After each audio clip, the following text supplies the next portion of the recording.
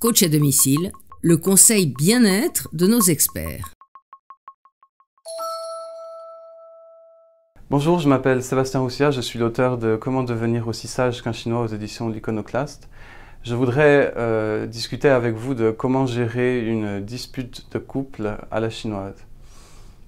Je dirais tout d'abord qu'une dispute en Chine, ça peut parfois être extrêmement violent, en France également. Et la différence en Chine, c'est que c'est l'attitude de la personne qui va décider de qui a raison ou qui a tort.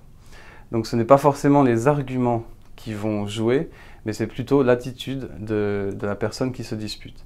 Car souvent on dit en Chine qu'on se dispute pour des choses et pas pour des hommes. C'est-à-dire qu'on ne met pas en cause le caractère de la personne, on met en cause les choses et les problèmes. Donc souvent les attaques personnelles restent assez rares ou en tout cas font vraiment perdre des points dans une dispute. Et l'idéal en fait, une dispute c'est jamais idéal, mais le mieux dans ce cas-là c'est de rester toujours sur les faits et pas sur le caractère pour blesser, parce que ce sont des blessures qui vont rester très profondes.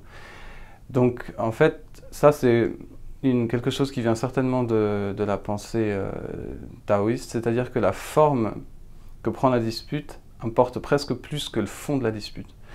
Donc si l'on sait rester courtois ou en tout cas ne pas insulter les gens, souvent on gagnera des points et on arrivera mieux à se faire entendre qu'en criant et en tapant sur le plancher alors qu'on peut parfois avoir raison. Et j'ajouterais juste une dernière chose, c'est que dans une dispute, un des moyens de désamorcer la tension et de faire que la personne écoute, c'est aussi soi-même de reconnaître tout de suite ses torts ou de reconnaître qu'on s'est trompé.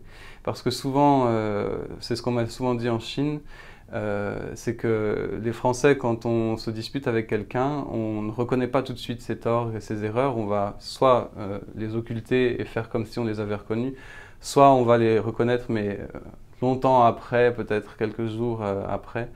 Et en Chine, on m'a souvent dit que je faisais comme ça, mais si j'avais reconnu tout de suite mes torts, en fait, la dispute se serait arrêtée, puisque les gens n'auraient pas été énervés du fait que je ne veuille pas reconnaître que j'avais tort ou que je m'étais trompé. Donc ça, c'est un très bon moyen de désamorcer une dispute, c'est-à-dire de reconnaître tout de suite, immédiatement, dans la minute, qu'effectivement on s'est trompé, on a eu tort, et ça permet d'effacer tous les griefs que les gens ont contre nous d'un seul coup. Voilà. À bientôt sur le HuffPost.